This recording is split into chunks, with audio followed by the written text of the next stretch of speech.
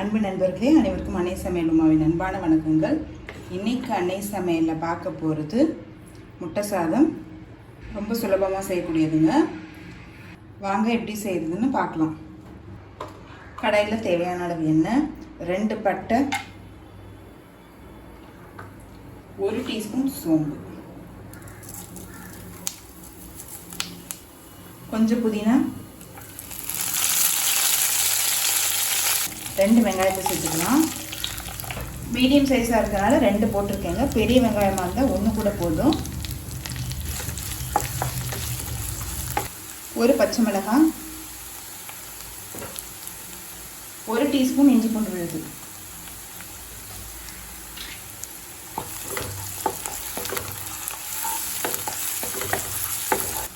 1/4 teaspoon மஞ்சள் தூள், 2 teaspoon மிளகாய் தூள், 1 டீஸ்பூன் தனியாத்தூள்,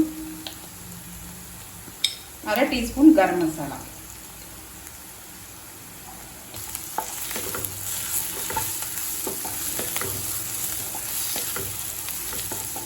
ஒரு தக்காளி,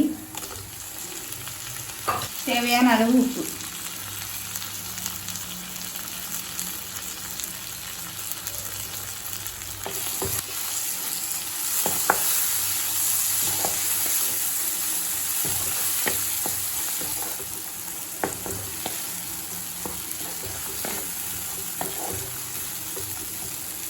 மிளகாத்தூள் வாசனை போக 1 நிமிஷம் வரைக்கும் வதக்கியாச்சு. அடுத்தது இதில் 4 முட்டையை உடச்சி ஊற்றிக்கலாம்.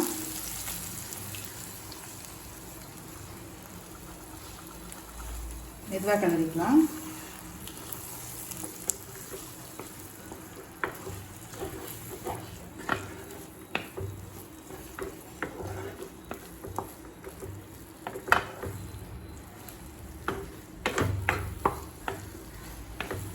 முட்டை பாதி வெந்தவொடனே சாதத்தில் போட்டுடலாங்க. அப்போ தான் சாதத்தில் முட்டை ஒட்டும். அப்படி இல்லைன்னா சாதம் தனியாக இருக்கும், முட்டை தனியாக இருக்கும். இப்போ முட்டை பாதி வெந்துருச்சுங்க. இப்போ நம்ம இதில் சாதத்தை சேர்த்துக்கலாம். 1 கப் சாதத்தை சேர்த்துக்கிறேன். 1/2 டீஸ்பூன் மிளகுத்தூள், 1 கப் சாதத்தை சேர்த்துக்கலாம். பாஸ்மதி அரிசி யூஸ் பண்ணுறேன். நீங்கள் விருப்பப்பட்டீங்கன்னா எந்த அரிசி வேணால் யூஸ் பண்ணிக்கலாம்.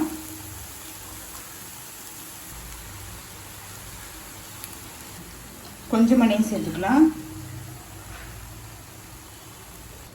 கொஞ்சம் கொத்தமல்லி,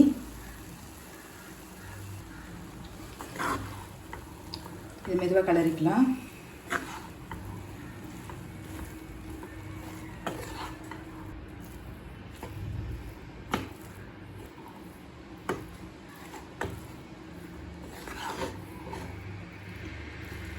இப்போ எல்லாத்தையும் நல்லா மிக்ஸ் பண்ணியாச்சு. இப்போ முட்டை சாதம் ரெடி ஆகிடுச்சு.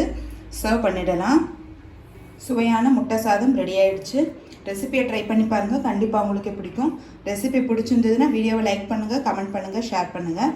இது வரைக்கும் அன்னை சமையல் சேனலை சப்ஸ்கிரைப் பண்ணாதவங்க மறக்காமல் சப்ஸ்கிரைப் பண்ணுங்கள். தேங்க்யூ.